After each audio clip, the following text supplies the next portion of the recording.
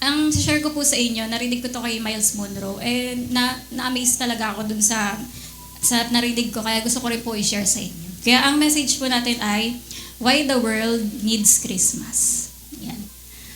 Yan. At ay malalaman po natin dito kung ano yung meaning at message ng Christmas. Yan. At una sa lahat po, syempre, malat ba tayo may Bible? Yan. Ang Bible natin, di ba, yan ay tinatawag na salita ng Diyos. At ito pong Bible, paki-next na po. Paki-next na yan. Ayan, next pa. Ayan, ang Bible, ito po yung only book on earth na magsasabi sa atin ng katotohanan tungkol sa kalagayan ng tao. Yung talagang walang, di ba may mga ibang mga book kasi na ilalagay lang doon lahat ng magaganda, lahat ng mga perfect, ganon. Pero ang kakaiba sa Bible, talagang sinasabi niya yung totoong kalagayan ng tao. Sabi nga dito, pag binasa mo daw yung Quran, yung book ng mga Muslim, 'di ba? Sa yun, ang laman noon tungkol kay Allah. Tapos yung mga books naman ni Confucius, ang laman niyan mga books about principles, paano dapat mabuhay yung tao, gano'n. Tapos yung Baha'i faith ba yan? Ayan, ibig sabihin naman ito yung parang may mga certain laws na kailangan mo gawin para maging para magkaroon ka ng peace and harmony sa nature at universe. Yan, tapos lahat daw ng mga holy books na mga tinatawag na yun, panay nakapokus yun dun sa Diyos nila. Diyos ng mga religion na yun, gano'n. At ngayon ang tanong, bakit mas credible o ba't mas mapagkakatiwalaan natin yung Bible kaysa sa kahit anong book na mga sinasabi nila mga holy book? Kasi, ang sagot, the Bible is filled with human stories. Yung Bible, kasi napakadaming mga kwento dyan ng mga Bible characters, di ba, mga kwento na nakita natin yung totoong buhay, totoong kalagayan ng isang tao. Pag binasa mo daw yung mga ibang books, ang mga ibang holy books na yon, puro ang pinapakita doon yung Diyos, yung mga Diyos nila, perfect, infallible, ganun, parang hindi nagkakamali, ganyan. Pero pag binasa mo daw yung parang wala ka namang madama, parang wala lang sa'yo, ganun. Pero kapag binasa mo daw yung Bible, nagugustuhan mo yung Bible kasi ang dami mong nababasa doon ng mga tao na mga nagkamali, nagkasala, pumalpak, di ba? Nakaka-relate ka sa binabasa mo bilang tao kasi ikaw mismo sa sarili mo, alam mo, ang dami mo rin mga maling nagagawa. Di ba? Nakaka-relate talaga yung nagbabasa. Halimbawa, David, King David. Parang gustong-gusto natin si David kasi, nakagawa rin siya ng mga kasalanan, di ba, na pwedeng nagawa mo rin. Nakaka-relate ka na ganun, di ba? Pwede rin gusto mo si Samson kasi si Samson naakit sa isang babae, di ba? Habang hinihimas yung buhok niya. Di ba, nasira yung buhay niya dahil dun sa babae na yun. Na parang ikaw, pwedeng nakaka-relate ka sa kanya na natutukso ka rin. Di ba, sa mga magagandang babae. Ganyan. Kaya parang nakikita mo dun na totoo tong Bible kasi totoo na ganyan ang tao, di ba? Tanggap natin yung mga Bible stories kasi makatotohanan siya. Di ba, hindi siya yung parang perfect na fairy tale na parang puro magaganda lang, gano'n. Kundi, sinasabi talaga ng Bible yung mga pagkakamali, pagkakasala na talaga ng lahat ng tao. At sabi nga daw, the Bible is a revelation. Yan, hindi lang siya revelation tungkol sa sino ang Diyos, but it's really a revelation about man without God. Kapag ang isang tao, pinapakita ng Bible na ganito ang magiging itsura o kalagayan ng tao kapag wala ang Diyos. Di ba? Ganun ang nire-reveal ng Bible sa atin na talagang palpak yung tao kapag siya lang bahala sa buhay niya. Di ba? Kapag wala ang Diyos, kung ano-ano nangyayari sa mga tao. Kaya sabi nga daw, di ba, the Bible is His story about our history. Talagang story to ng Diyos, di ba, sa tao. Yung Diyos lang yung nagsasabi na ano pinagmulan ng tao, anong mga pinag-umpisahan ng tao. At gaano kagrabe yung lala ng mundo kapag yung tao lang yung nasunod, kapag wala silang Diyos na namumuno sa kanila. Kaya sabi dyan, God is revealing to man what's wrong with him and why he needs God. Sinasabi ng Bible na ganito, di ba, na ganito ang magiging lagay ng tao kapag wala ang Diyos, kaya kailangan ng tao ang Diyos. Yan, kaya balik po tayo sa usapang Christmas. Alam nyo ba na maraming tao sa mundo, hate nila yung Christmas? Di ba, parang may mga tao na mga ngaroling ka sabihin, wala kaming Pasko. Di ba ganun? Pero totoo, ayaw ka lang bigyan. Di ba? Pero yun nga na may mga sabi nila, hate nila ang Christmas. May mga lugar sa ibang mga bansa na bawal daw bawal mag-decor ng yung manger. Pinagbabawal nila yun, yung may Belen, ganun. Tapos may mga lugar din na mga na pinagbabawal yung magsabi ng Merry Christmas. Kundi ang sabihin mo na lang daw, Happy Holidays. Di ba? Kasi ayaw nila marinig yung word na Christmas. Yan. Tapos, sabi nga rin ni Papa Bishop, di ba, noon pa man, sinasabi niya, ang dami daw mga nagsasabi, wala silang Pasko, pero namamasko. Di ba?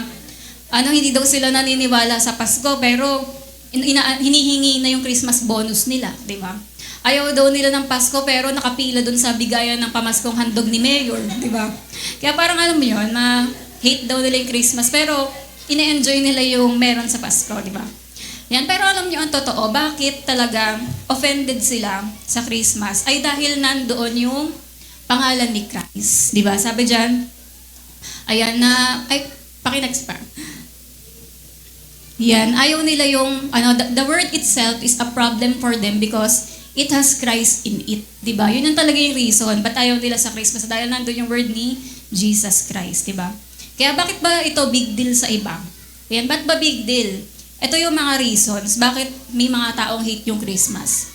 Yan kasi, the acceptance of Christmas means, pag tinanggap mo yung Pasko, meaning tanggap mo rin tong mga bagay na to. Yan, una, kung tinatanggap mo talaga yung Christmas, number 1, Jesus is God. Naniniwala ka, oo, si Jesus ay Diyos. Pangalawa, naniniwala ka rin na God came to earth. Yung Diyos yun, di ba, na nagkatawang tao. At sumama sa atin, di ba? At pinapaniwalaan mo yun. Number 3, tanggap natin yung Pasko kung tanggap natin na we are responsible to God. Alam natin na may tungkulin tayo sa Diyos, hindi natin pwedeng deadmine na, hindi, wala namang Diyos eh, o kung may Diyos man, wala akong pake. Hindi kasi, kung naniniwala tayo sa Christmas, naniniwala tayong responsible tayo sa harap ng Diyos. May tungkulin tayong gawin, di ba? At number 4, tanggap natin na we are accountable to God. Na one day, may pananagutan tayo kay Lord. Di ba? Sabi nga sa Bible na one day, haharap tayo sa Diyos. At parang pagsusulitan natin lahat ng mga bagay na ginawa natin sa buhay natin. Kaya, kung naniniwala tayo sa Christmas, alam natin na one day, accountable tayo kay Lord sa lahat na ginawa natin sa buhay natin.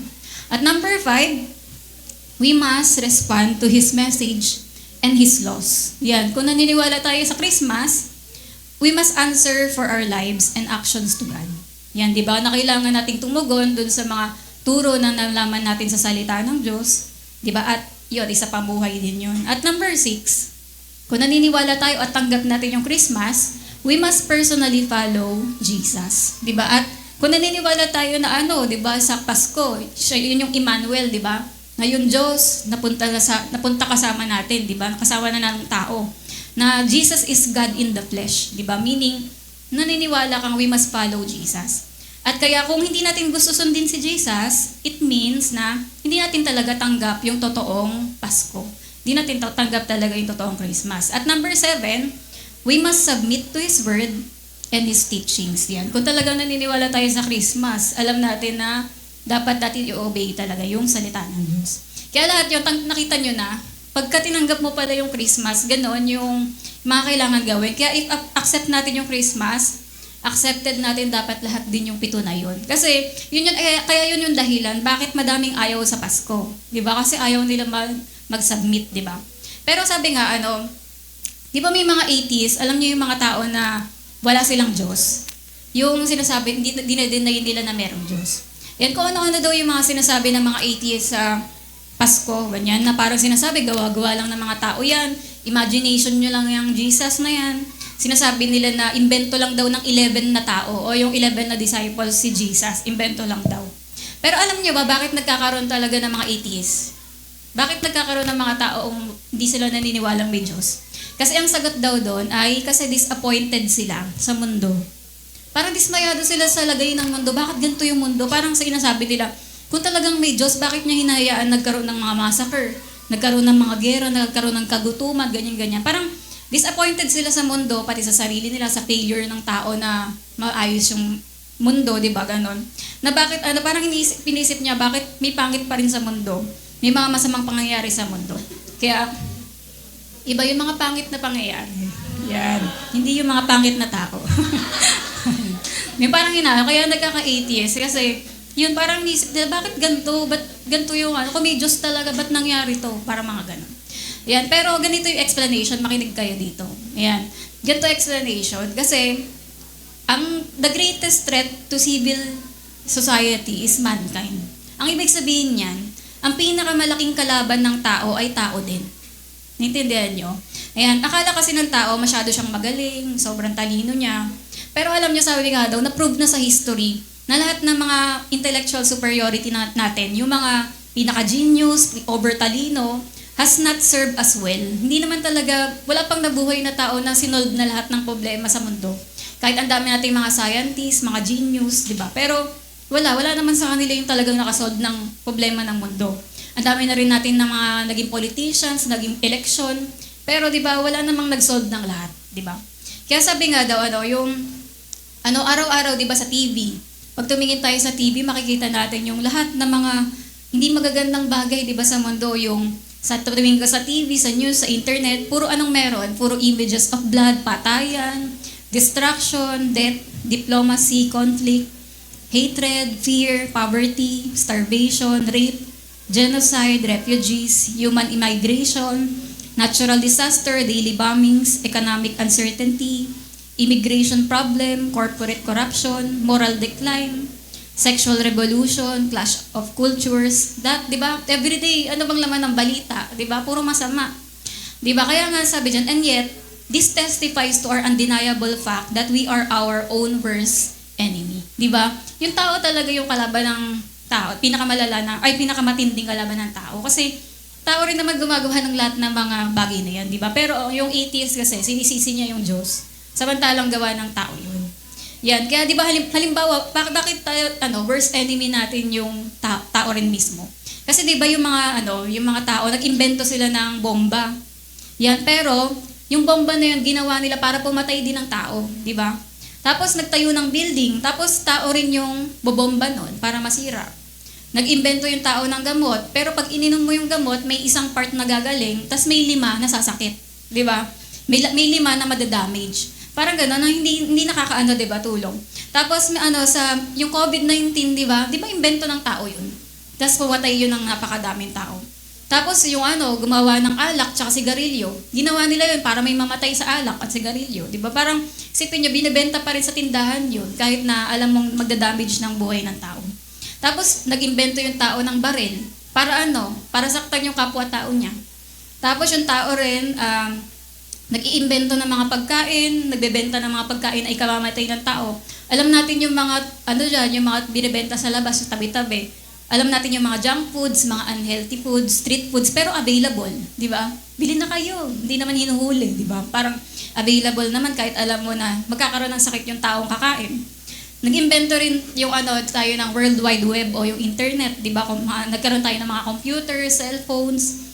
Tapos, gagamitin pala yan para lagyan ng mga laman, di ba? Mga content na sisira sa mga buhay ng mga maliliit na mga bata natin, tsaka mga kabataan, di ba? Kaya parang yun, tao rin talaga yung kalaban ng tao. Yan, halimbawa yung AI, may mga pakinabang yung AI, pero ang magkakos daw talaga dyan, yung maraming tao yung mawawala ng trabaho. Hindi na tao yung kukunin, AI na lang. Di ba kasi, yun, dahil nga parang ganun, parang iniisip natin yung mga beneficial, pero dinadamage din yung sariling mga kapwa-tao. Kaya di ba na-gets natin na yung tao talaga ang kalaban ng tao. Kaya sinisisi ng mga tao yung Diyos, na kung may Diyos talaga, bakit ganito? Ba't ganito nangyari sa earth? Samantalang resulta ito ng lagay ng tao kapag wala ang Diyos. Di ba? Kaya we are our own greatest enemy. Kaya sabi nga, man's mind creates problems that he cannot solve in his mind. Di ba? Asan na ba tayo? Asan na ba yung power? Ayan, we are, sabi nga, yung man's mind create problems that he cannot solve in his mind. Maraming mga problema sa mundo na hindi naman talaga kaya solve ng tao. Hindi natin kayang solusyonan yung mga problema sa earth, di ba? Gaya nga itong appliances, di ba? Kunwari, kahit sobrang ganda ng rep mo, yung apat yung pinto, di ba? Kahit na pangarap mo, hindi lang 2 pinto, 4 pa eh. Di ba? Parang kahit ganyan yung rep mo. Pero kung hindi pala yan, walang saksakan, di ba? Ay, benta ko na lang sa'yo 5K, pero walang saksakan. Di ba? Anin mo naman yung rep na sobrang ganda kung hindi naman pala nasasaksak, hindi pala lalamig. Tapos yung TV mo, kahit sabihin natin 100 inches yung laki. Pero, hindi para nasasaksak. Wala, ganyan lang yan. Di ba ganun? Parang hindi lang nag-o-on. Parang sayang, di ba? Hanggat hindi natin kinoconnect sa power source yung ref, yung TV, hindi mo na ma-appreciate, di ba? Walang sense yung appliance na yun. Kaya, ganun din daw po ang mga tao na God has designed man in a way that he cannot function without God. Hindi natin talaga kaya kapag wala ang Diyos. Parang ito sa picture, di ba? Yan yung Christian, di ba? Meron sa dulo ng Christian ay I-A-N.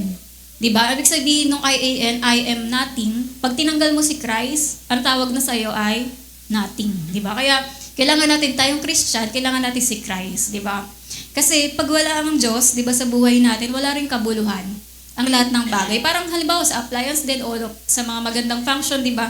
Pwedeng magarbo ang damit natin, may mahalin tayong sasakyan, malaking bahay, o ano pa man. Pero kapag wala si Jesus sa buhay natin, we are nothing. Yan. At kaya nga, di ba, ang pagkakalikha kasi sa atin ng Diyos ay hindi natin kaya mabuhay on our own. Talagang ganun ang pagkakalikha ng Diyos sa tao na hindi siya pwedeng mag-isa lang mag-decide sa buhay niya. Kailangan niya ang Diyos. Yan, kaya naman kailangan natin kumonekta dun sa power source, ayan dyan, kailangan nating nakakonect, nakasaksak, di ba? Sa power source o sa Diyos, nang sa ganun, magkaroon ng kabuluhan yung buhay natin. Yan, kaya sabi nga rin ni Miles Monroe, yung atheist daw, ito daw yung tao na nagpe-pretend to be smarter than his forefathers. Yan, na parang sinasabi ng atheist na mas marunong pa siya kaysa sa mga sinaunang taong nabuhay. Di ba? Parang ganun. Sabi nga, di ba, grabe nga daw yung mess, yung gulo, yung chaos, di ba, na ginawa ng sangkatauhan dito sa mundo. Yan, kaya gumulo talaga ng ganito yung earth, di ba, na nagkaroon ng global warming kasi sa pollution ng mga tao, di ba, yung human responsibility dahil irresponsible yung mga tao, kaya nagkakaroon na ng problema yung climate natin, may climate change na tinatawag. Tapos yung earthquakes, di ba, bakit ba gumagalaw na yung natin lupa? Kasi ang daming naghuhukay. Build ng build, di ba? Parang pag nag-build ka, syempre huhukay ka, tapos ang dami rin naghuhukay ng ginto, di ba? Tapos yung mga sakit at karamdaman, bakit dumadami? Kasi yung mga dumami rin yung pagkain, tsaka inumin na hindi healthy, di ba? At dumami rin yung mga gadgets and internet, di ba? Na dahil doon, naging wild yung generation, yung mga bata, di ba? At mga, next. Ay, wala pa pala. Ayun, pati yung mga wars, di ba? Na mga bombs, missile, tanks, weapon, lahat naman yung gawa ng tao, di ba? Kaya sabi nga, we mess up so bad. Di ba? Pero ang atheist, sinisisi niya yung Diyos. Samantalang sabi ng Diyos, gawa niyo yan eh. Ba't ako sinisisi niyo? Di ba? Kaya gawa ng tao. Kaya sabi nga dito, kung hindi natin alam na may Diyos, di ba, possible nga rin talaga na naging atheist tayo eh. Di ba? Kasi pag tinignan mo yung mundo, sobrang madidismaya ka na bakit ganito yung earth, di ba? Sobrang madidismaya ka sa matatalinong tao, mga genius na, bakit kahit genius kayo, hindi niyo masolusyonan yung problema ng earth, di ba? Kasi talaga, walang makakapag-solve niyan. Kaya ang tawag din, di ba, ng advanced science sa paano daw patayin yung baby sa loob ng womb. Ang tawag nila doon, abortion. Pero ang sinasabi nila, advanced science na yun. Di ba, sabi ng mundo, nagpa-progress daw yung world natin. Pero maraming mga problema yung mga sinaunang tao, 1,000 years ago, na hindi naman nila naging problema noon kaysa sa atin ngayon. Di ba? Kaya hindi rin talaga nagpa-progress ang mundo natin. Kasi wala, ganun din, nawawasak din. Kaya dinedestroy ng tao yung sarili niya to the point na hindi na siya makapaniwala, makapaniwala bakit hinayaan ng Diyos na mangyari ito. 'Di ba? Kaya ganoon, 'di ba, nakita natin. At ang point dito ay, ito nga, Earth is like a spaceship. Yung parang itong spaceship na to, 'di ba? Parang paano ko yung spaceship na yan, lumilipad lang siya, tapos wala siyang pupuntahan. Wala lang, trip lang namin na parang may fight plan na wala namang kabuluhan kasi hindi niya alam saan siya pupunta. Lumilipad na walang compass, di niya alam saan ba siya pupunta dito, gano'n. Ayan, di niya alam kung saan siya makakarating. Parang ganyan ng earth na, nabubuhay lang tayo kapag wala tayong Diyos. Nabubuhay lang tayo na hinayaan lang natin yung buhay. Hindi natin alam kung saan ang patutunguhan. Yan, di ba? Bakit nga rin tayo may mga presidente, may mayor tayo? Yan, bakit kahit na, may mga minsan may rin, di ba? May mga, tingin niyo ba si mayor, di ba? Bawal na siyang ngumiti. Di ba, maisip mo, kahit ang daming problema ng Muntinlupa o kaya si presidente natin, parang bakit kahit na may daming problema ng Pilipinas pero nakakatawa sila? Kasi alam ng mga politicians natin na hindi nila masosolve lahat ng problema. Pag hindi nila masabihan mo na yan, hindi ko naman masosolve talaga lahat yan eh. Kaya sabi nga dito, ang mga politician, we just hire people to oversee the chaos and we call them politicians. Yan yung mga politiko, sila lang yung tagabantay ng mga problema. Ganun. Pero totoo, hindi naman talaga sila yung magsosolve nun. Kaya, di ba, kahit naman nakailang eleksyon na tayo, meron na bang nakasolve talaga ng problema ng mundo, di ba wala pa. Kaya sabi nga rin, every solution that man creates produces more problems, di ba? May isosolve silang isang problema, tas nasolve nila yon pero may problema na namang lumitaw. Ganon yung ginagawa ng tao. Kaya wala, hindi rin nagiging maayos. Kasi nga, hindi talaga kaya ng tao solusyonan ang mundo.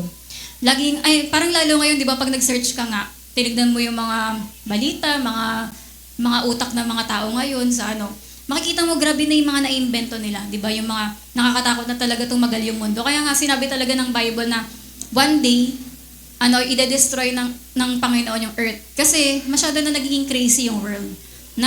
Kaya talagang kailangan natin ng new heaven and new earth. Kasi grabe na yung mga naiisip na yung mga imaginations ng tao. Yan, kaya yun, di ba, malinaw na sa atin na talagang magulo yung mundo. Kaya dahil nga may problema yung earth, ang solusyon na kailangan natin na hindi magmumula sa earth, may problema yung earth, di ba? Hindi tayo makakakuha ng solusyon dito sa loob ng earth. Kailangan natin ng tulong mula sa ibang planeta. Di ba? Kailangan natin ng ibang tutulong sa atin kasi yung earth, problematic na siya eh. Yan, kahit kahit may mga makita tayo, mga pangako, ganyan na sinasabi, magkakaroon pa rin tayo ng bright future, di ba? Nagsisinungaling lang sila. Sinasabi nila na magkakaroon tayo ng mas maayos na economy, better economy, more jobs, ganun. Pero totoo, nagsisinungaling lang sila. Kasi hindi naman talaga magiging ganun. Yan, at di ba, para maayos itong earth, kailangan natin ng connection to somewhere else, outside ng earth, di ba? Hindi yung mga graduate na mga Harvard, na mga professional graduates, galing sa mga top schools, di ba? Hindi dito magbumula yung tutulong sa atin. Ang kailangan nating tulong ay hindi galing sa earth, di ba? Kaya nagigets na natin. We need Christmas because we can't help ourselves. Hindi kaya ng tao tulungan yung sarili niya. Kaya kailangan natin ng tulong mula sa iba. Kaya sabi nga rin, alam niyo yung the end is always more important than the means. Yung parang, ibig sabihin yung paraan, yung parang yung goal, mas importante siya kaysa dun sa kung ano yung ginawa mong paraan. Ganon. Halimbawa, tayo, sa pagpunta natin dito sa church, di ba ang goal, makasimba ngayong araw na to. Pwedeng iba't ibang gulong ang ginamit mo. Jeep, motor, bike, e-bike, bus, di ba? Pwedeng tren. Ay, wala palang gulong yung tren. Ayan, basta yung mga may gulong. Iba't iba yung mga, natin, di ba, ginamit na paraan para makapunta dito. Pero ang goal, di ba, nakapunta ka dito. Yun ang importante. Hindi naman mahalaga kung, hindi ako pupunta ng church hanggat hindi ako nakabus. Di ba? Hanap ka pa talaga ng bus para Ang importante, mga sinakyan nating gulong, nandito na tayo. Di ba? Parang gano'n din, minsan may mga nagtatanong sa Diyos, iniisip nila, bakit pa kasi baby? Bakit kailangan baby gamitin ng Diyos para ipanganak yung Savior? Hindi na natin kailangan question na bakit kumanta yung mga angel? Bakit yung angel pa yung nagsabi kay Mary na ganyan? Hindi na natin kailangan parang questionin yung mga ganong bagay. Ang importante, dumating yung Savior. Pati minsan tinatanong pa natin, bakit ba December 25? Di naman talaga 25. Ang mahalaga, sineselebrate natin yung kapanganakan ni Kristo. Di ba? Hindi na mahalaga kung kung anong date pa yan. Kahit January 1 pa nga gawin natin, masaya. Ang masaya doon, alam ng lahat na pinanganak yung tagapagligtas natin. Di ba? Kaya yun, parang the end is always more important than the means. Ayan, kaya yun nga, kung baby yung ginamit ng Diyos para dumating yung tagapagligtas natin, di ba? Alam natin na galing yun sa katalinuhan ng Diyos. Saka yung, ayun nga, di ba? Sabi nga rin yung kwento ni Papa nun, na kaya daw baby, kasi di ba, dumadaan ang Diyos sa proseso. Paano ka ba madadaan, paano ba mabubuhay ang isang tao? Paano siya makaka-enter sa earth? Kailangan ipanganak siya, di ba? Kaya daw, di ba, talo talaga si Satan kay Jesus. Kasi sabi ni Jesus, ako may birthday ako. Ikaw, December 25 birthday ko, ikaw. Wala, 'di ba? Illegal ka dito. 'Di ba? Kasi si Jesus, may birthday siya, 'di ba? December 25 yung parang sineselebrate ng buong mundo 'yan. 'Di ba? Kaya talaga siya gumagawa rin siya ng Halloween para may birthday din siya. Pero hindi naman talaga siya pinanganak, 'di ba?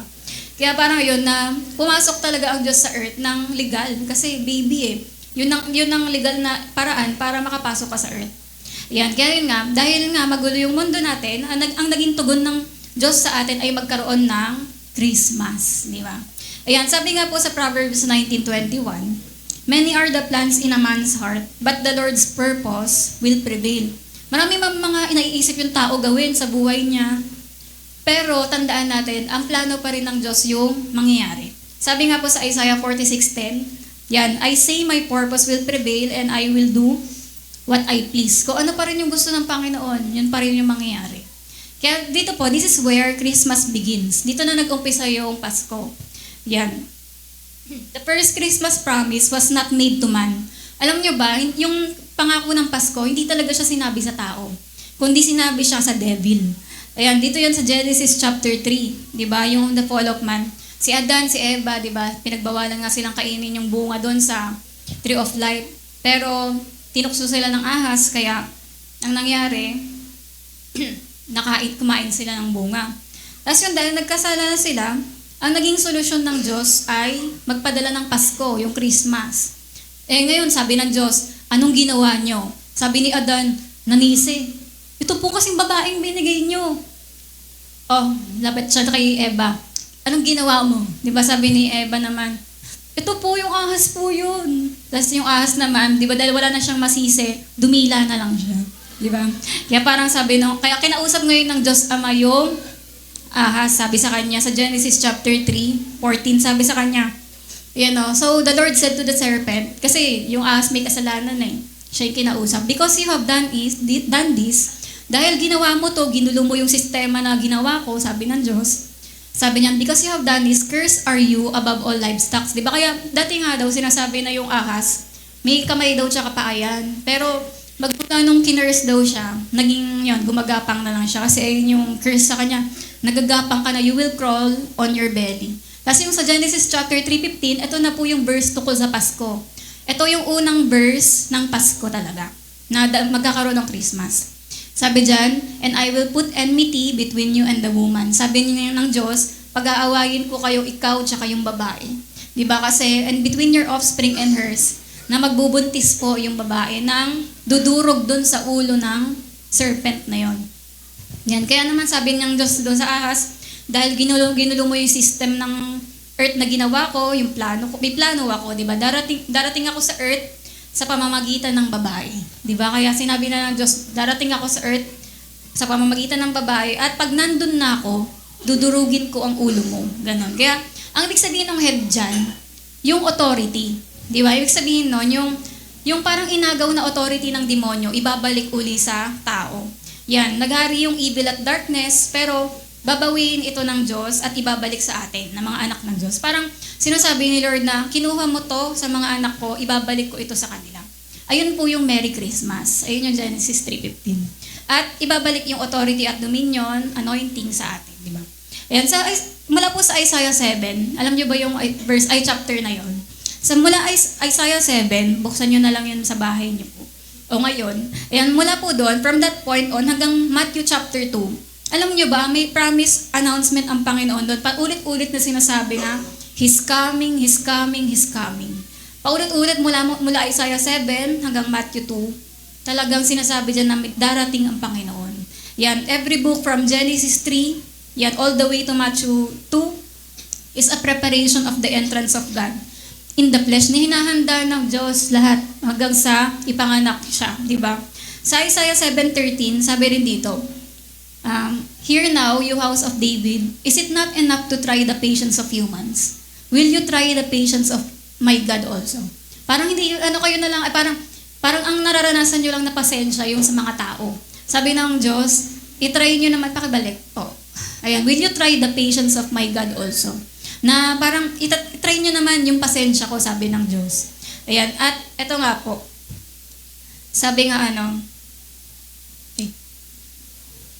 yan, sabi nga po dyan, di ba, sa sumunod na verse, sa Isaiah 7:14, therefore, kasunod po yan, sabi, will you try the patience of God?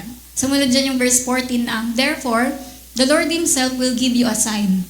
Behold, the virgin shall conceive and bear a son, and shall call His name Emmanuel. Di ba, kaya doon, ayun na yung ready na ng Diyos i-announce yung Christmas. Yan, kaya sabi niya, okay, Merry Christmas, pumunta ka na sa earth. Yan. Because sabi ng Panginoon, kasi yung mga tao, ang gugulo nila kung ano-ano pinagagawa nila. Lahat dinedestroy nila. Kaya sabi ng Panginoon, ipapadala ko ang Christmas. Yan. Kaya sabi ni Lord, patience nyo lang yung lagi nyong nasusubok. Pero try nyo naman yung patience ko. Yan. Kasi ang patience ng Diyos, grabe, di ba? Kung tayo nga mga tao, parang gusto natin habang nanonood tayo ng palabas, dapat patayin na yan eh. Dapat makulong na yan eh. Yung pag nanonood tayo ng mga palabas, yung kontrabida na paparusahan, yan, dapat lang yan sa'yo. Di ba? Grabe yung mga pinagagawa mo. Diba?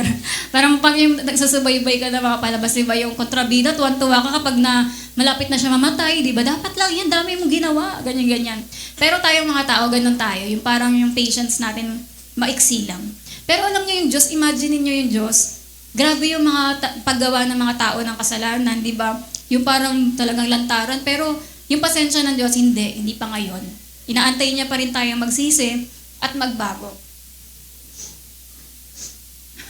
Ayun, tapos yun nga po, di ba? Christmas is God's patience running out. Alam niyo yung Pasko talaga, ayun na, yung nagpipigil ang Diyos, pinipigil niya yung ano niya, di ba? Yung, okay, sige, dahil ganito yung mga ginawa niyong mga tao. Yan, papadala ko ng Pasko. Na instead na patayin tayo ng Diyos dahil sa mga kasalanan natin, ang ginawa ng Diyos, nag-decide siya, sabi niya, isasave ko sila mula sa kasalanan. Na dapat, di ba, nagkasala tayo, dapat mamatay tayo. Pero si Lord, sabi niya hindi, isasave ko sila sa mga kasalanan nila. Para hindi sila mamatay, di ba? Kaya sabi sa verse, shall never die, but have everlasting life. Di ba? Kaya dapat patay tayo kung hindi tayo niligtas ng Panginoon. Pero salamat sa Panginoon, di ba? Dahil may Pasko. Yan, ang dami, di ba? Ang dami dito sa mundo na mga hindi tama, hindi makatwiran, di ba? Pero lahat yan, pangako ng Diyos sa pagbibigay ng Christmas ay, sabi ni Lord, iaayos ko lahat yan. Kaya kapag dumating yung Pasko, pinapaalalahanan tayo ng Diyos na kahit ganyan yung nangyari sa mundo, tandaan nyo, iaayos ko lahat yan. Di ba? Napakagandang pangako ng Panginoon. Kaya dito sa mundo na may mga nanay na iniiwan yung anak, di ba? May mga,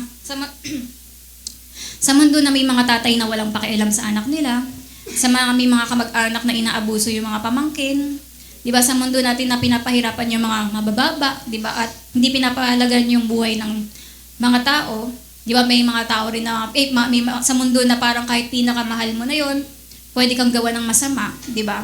Pero tandaan natin, sa lahat ng problema ang nakikita natin sa earth, may solusyon na ang Diyos sa lahat ng problema ng tao.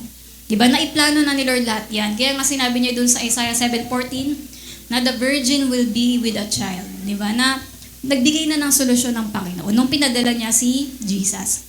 Kaya ang solusyon ng Diyos ay gumawa ng miracle na pupunta siya sa earth, hindi na kailangan ng sperm, at dahil ayaw ng Diyos yung DNA ng tao na makasalanan kasi yung DNA natin, di ba?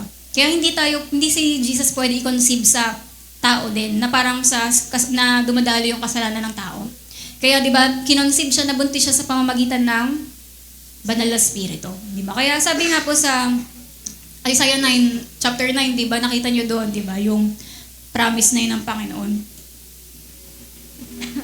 Yan, kaya kung nagigets natin to, alam niyo ba, sasaya tayo, magiging favorite talaga natin yung Pasko. Yan, talagang totoo yung joy to the world, the Lord is come, di ba? Kaya pala napakasaya ng Pasko kasi sabi ni Lord, huwag kayong mag-alala, iaayos ko lahat ng yan. Yan, di ba? Kaya sabi nga rin doon sa verse na, for unto us a child is born, di ba? Yung unto us, a son is given. Sabi dito, paki-next. Yan yung word na Emmanuel, di ba? Ang pangalan ng ipapanganak ay Emmanuel. Ibig sabihin, ang Diyos ay sumasa atin. Kasama na natin yung Diyos. Kasama natin ang Diyos. Yan, di ba yung sa word na Emmanuel, meron dyang El. Ayun yung Elohim, di ba? Ibig sabihin, pangalan ng Diyos. Na meaning, God inside a man's body. Yung El kasi pangalan, name for God yan. Yan, meaning na Emmanuel, God inside a man's body. Di ba? Kaya yun, nakasama na natin talaga ang Diyos nung pinanganak si Jesus. Na iniwan niya yung heaven para pumunta sa earth. You came from heaven to earth. Di ba? To show the way. Yan na talagang, nagkatawan siyang tao para makasama natin. Kaya siya tinawag na Emmanuel. Kaya ngayon, what is Christmas talaga? Ayan. This is the Christmas story. What is Christmas? Number 1, Christmas is the incarnation. Di ba na ang Diyos, nagkatawang tao siya. Yan. Pangalawa, Christmas is deity. Ibig sabihin, entering humanity. Na patungkol to sa Diyos, di ba, na pumasok dito sa mundo natin. Christmas, number 3, Christmas is eternity or entering time. Isipin nyo, ang Diyos, wala namang time talaga sa Kanya eh. At eternal siya eh. Pero yung Diyos na yon, mula sa eternity, pumasok siya sa time natin, time na limited. Di ba? Tapos number 4, Christmas is forever entering now. Yung Diyos na forever, di ba, nag-enter sa ngayon, sa now. Di ba? At number 5, Christmas is the Creator entering the created. Creator siya, siya ang lumikha ng lahat, pero nag-enter siya sa nilikha niya lang. Di ba? At number 6, Christmas is the ancient entering the modern. Ano siya, ang tawag din sa Diyos, Ancient of Days. Ibig sabihin, sa lahat ng taon, nandun siya. Pero, pumasok siya sa modern, o sa time lang na yun, di ba? Tapos, number 7, Christmas is life entering earth. Yung Diyos mismo na life, nag-enter sa earth, di ba? At number 8, Christmas is grace entering disgrace, di ba? Alam niyo naman kung gaano ka-fallen yung world, pero dumating yung biyaya ng Diyos sa pamamagitan ni Jesus. Number 9, Christmas is God entering man, di ba? At yun nga, nag-enter sa isang baby. At number 10, Christmas is heaven entering earth again. Kaya di ba, pwede nating maranasan yung heaven-like na experience. Kasi, pag nasa iyo si Jesus, di ba, sa buhay mo, nakakaranas tayo ng mga saya na parang langit, di ba? Kasi dahil yun sa ginawa ni Jesus. Kaya nga, di ba, yung heaven is in my heart, Jesus is in my heart. Pag pinagpapalit natin yung heaven at Jesus. Kasi, kung nasan si Jesus, ayun ang heaven, di ba? Kaya dahil nga, lahat ng government natin, hindi naging effective para isolve lahat ng problema ng mundo, pinadalan tayo ng Diyos ng new government. Anong sabi sa kanta? At sa verse, di ba? And the government shall be upon his shoulder. Di ba? Ibig sabihin, sabi niya, binigyan tayo ng panibagong government, di ba? Pinadalan tayo ng new government on earth na magbabago sa lahat. Di ba? Pag mga election, pag mga ganito, parang nirereklamo natin yung mga pamumuno. Ano ba naman tong mayor? Ano ba naman tong presidente na to? Ano ba naman yung ganyan? Ano ba naman tong mga ginagawa niya ganyan? Puro tayo reklamo. Kasi totoo yan. Hindi matatapos reklamo natin sa mga nakaupo hanggat hindi si Jesus yung presidente. Darating ang time, si Jesus ang magiging King of Kings, di ba? Nang lahat i-declare, nang lahat na every knee should bow and every tongue will confess that Jesus Christ is Lord. Di ba? Kaya mag-antay ka, wala pa tayo dun sa point na yun. Magra-rapture muna, di ba? Bago bumaba si Jesus para talagang maging King ng over all the earth. Di ba? Kaya sa ngayon, mag-antay lang muna tayo. Pero yon new government, yung pinadala ng Diyos sa atin sa Christmas na to. Ngayon, what does Christmas means? Ano ba talagang pinaka-meaning ng Pasko? Number 1, planet Earth needs help. Kasi kailangan ng Earth nga ng tulong. Sinabi ko na naman sa inyo kung gaano ka grabe yung problema ng mundo natin. Pangalawa, it is a sign that we need help from another place. Kasi wala tayong mahihinga ng tulong dito. Sa Earth, problematic na. Kaya kailangan natin ng tulong mula sa outside. Number 3, Earth and humanity need salvation. Diba? Hindi naman tayo papadala ng Diyos ng Savior kung hindi tayo kailangan maligtas. Kaya Savior yung pinadala sa atin kasi kailangan ng mga tao sa buong mundo na maligtas. Kaya ang Christmas ay pagsabi ng Diyos sa buong mundo na kailangan yung maligtas lahat. Diba? Kaya kung nasa iyo na si Jesus, sa puso mo, save ka na. Diba? Kaya number 4, Christmas means mind solutions were not on earth. Diba? Hindi talaga masusolusyonan ng earth to. Kaya nga, salamat sa John 3:16 na, for God so loved the world that He gave His only begotten Son. Diba? Pinadala ang bugtong na anak ni si Jesus para maging solusyon talaga sa problema natin. At number 5, man cannot save himself. Kahit anong gawin natin, hindi natin kaya iligtas ang sarili natin. Hindi pera, hindi tao, hindi talino natin, kundi si Jesus lang po ang pwedeng magligtas sa atin. At number 6, Christmas means that we are not to function without heaven. Na hindi talaga tayong tao kaya sa sarili natin. Kailangan natin ng connection sa Diyos, kailangan natin ng relasyon sa Diyos. Number 7, Christmas means that earth needs new government. Kailangan ng earth ng panibagong government kasi dati wala namang mga taong nakasolusyon ng sitwasyon natin. Kundi kailangan natin ng new government. Hindi religion ang dala ni Jesus, di ba? Kundi government ang dala niya. Mula from another place o galing sa heaven. Ayan, di ba ang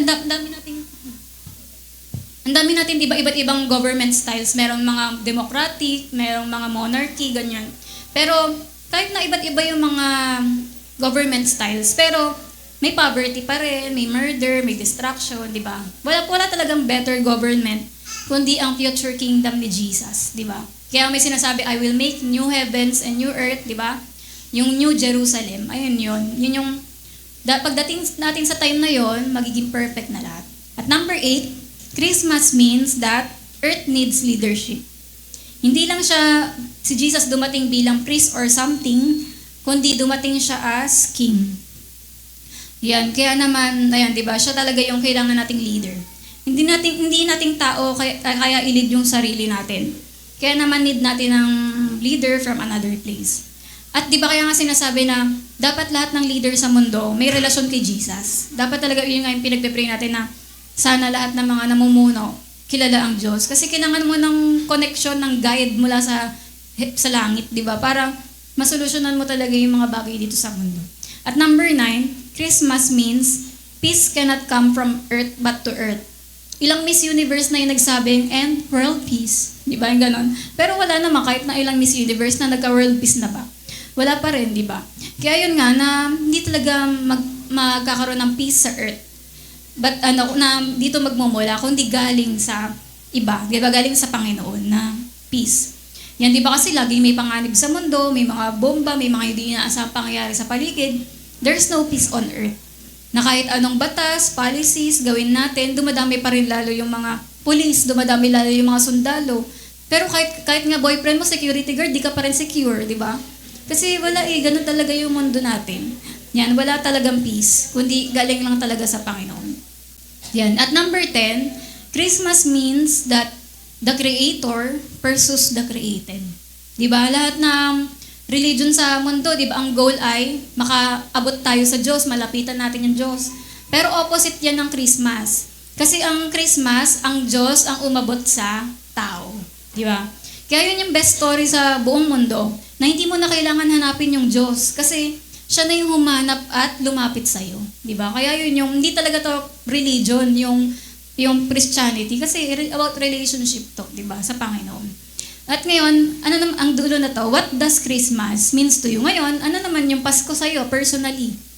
Number 1, it means we can be saved from ourselves. Di ba marami ka ba problema sa sarili mo, sa buhay mo? Pero alam mo, lahat ng problema mo na yan, may solusyon si Jesus. Di ba? Kaya naman ganyan kaganda ang message ng Christmas. At pangalawa, we can receive help from heaven. Na ano man yung tulong na kailangan mo, health, hope, salvation, etc. Diba? Lahat yan, kayang i-provide yan ng Panginoon sa'yo, ibigay ng Diyos. Yan ang meaning ng Pasko sa'yo. Number 3, it means we are not at the mercy of earth's government. Hindi na tayo nakaasa kay Mayor kung uunlad buhay natin. Hindi tayo nakaasa sa presidente natin kung uunlad buhay natin.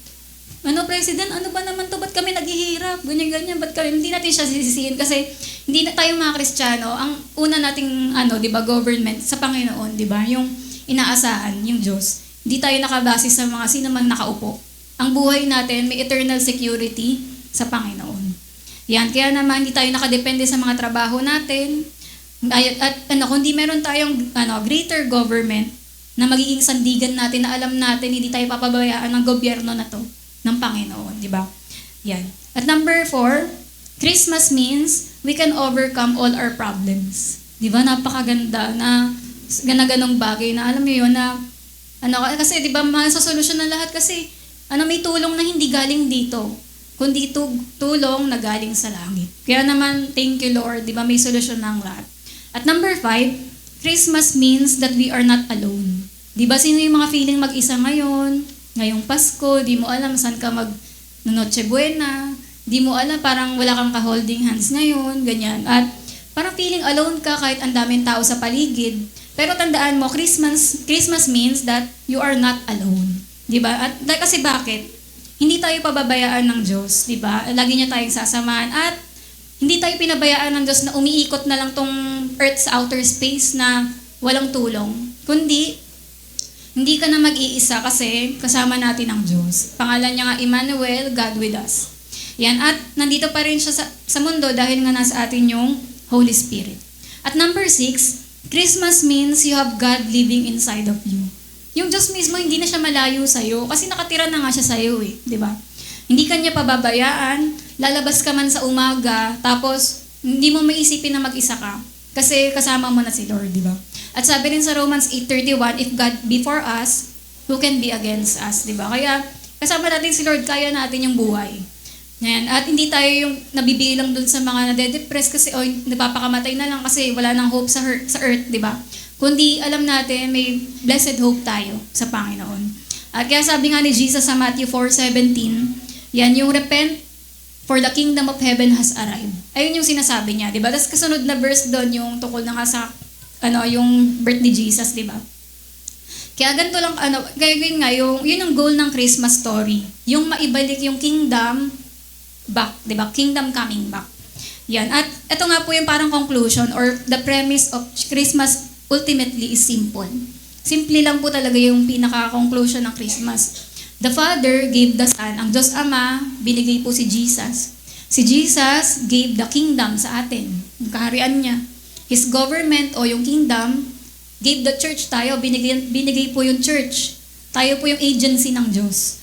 Ayan. At His agency, the church, gives the Spirit to the world. Binibigay naman po natin yan. Binibigay yung Holy Spirit sa mundo. And the life of the Spirit brings heaven on earth. Nakakaranas po tayo ng heaven on earth dito, di ba? At sino sa inyo naranasan niyo yung heaven-like experience habang nag-worship tayo, nagpe-pray, di ba? Sa presensya po ng Diyos. And heaven gives earth the kingdom of God. Di ba? Kaya yun po talaga na kung diyan tayo magdadwell, di ba talaga namang magiging masaya po tayong mga Kristiyano. Kaya sabi nga po, that's the ultimate goal of Christmas. The purpose of Christmas na the world needs help. Yan. Pero sabi nga po, ito na yung conclusion, yung tatlong verse na to. Una, yung sa Romans 14:17. For the kingdom of God is not eating and drinking, but righteousness, peace, and joy in the Holy Spirit. Yung tatlo na yan, righteousness, yung matuwid tayo mamuhay, meron tayong peace and joy, di ba? Kapag nabuhay ang isang Kristiyano na merong ganyan, righteous ka, merong joy and peace, nagiging kalugod-lugod ka sa harap ng Panginoon. Yan. At, di ba tingnan nyo, kapag may ang tao, meron siyang love, joy, and peace, kahit yung mga ibang tao, hindi nagdi-disagree sa kanya. Di ba? Walang kaaway yan. Kasi may love, joy, and peace yan eh. Parang hindi nagdi-disagree kahit ibang mga tao. Kaya di ba yan yung tatlong ng Christmas, yung spirit of Christmas, which is love, gladness of Christmas, which is joy, and the serenity, di ba? Ano ba? Serenity ba yung peace? Ay, serenity pala. Gladness, joy, mali pala ako. Ayun, kaya yung tatlong pagbati na yun, di ba? Kasi yan talaga yung content ng Christmas, love, joy, and peace.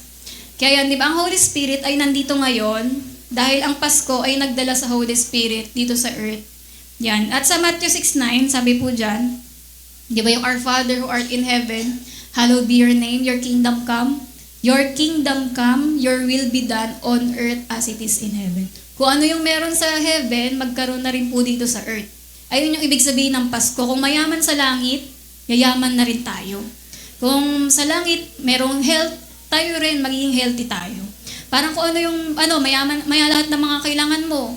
Di ba? Kayang ibigay yun ng Panginoon. Kasi ayun nga your kingdom come, your will be done on earth as it is in heaven. At sabi po sa Luke 2:14, the angel said, peace on earth, di ba? Goodwill toward men. Di ba na talagang, ito yung totoong kapayapaan. Galing sa Panginoon, hindi galing sa kung sino. Yan, peace on earth, goodwill toward men.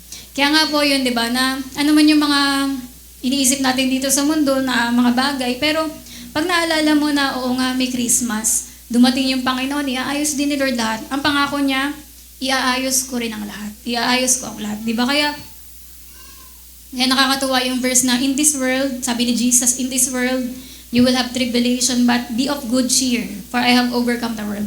Pwede pa rin ba maging joyful yung Pasko?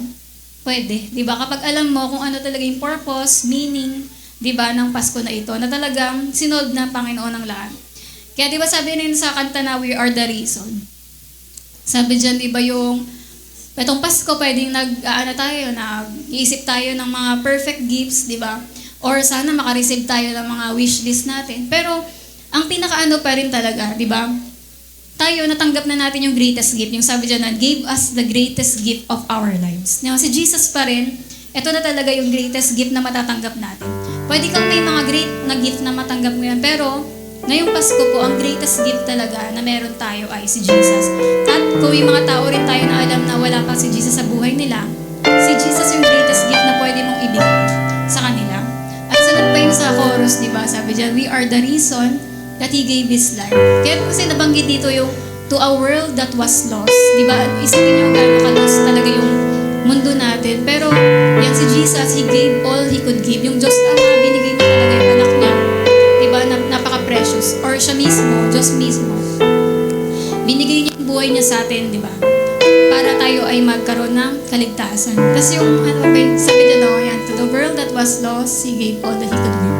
Kaya sabi rin sa dulo yung, don't you know that you are the reason? Diba? Tayo po yung dahilan kung bakit may Pasko. Kasi minahal tayo ng Diyos at gusto niya po tayong hindi mamatay, shall never die, but have everlasting life. At yun pa rin, and man will live forevermore because of Christmas Day. Kaya thank you Lord for Christmas. Diba? Kasi pag wala si Jesus, yung buhay natin meaningless. Yung earth is nothing, diba? No peace, meaning. Pero thank you Lord sa Christmas kasi may solusyon na po ang lahat.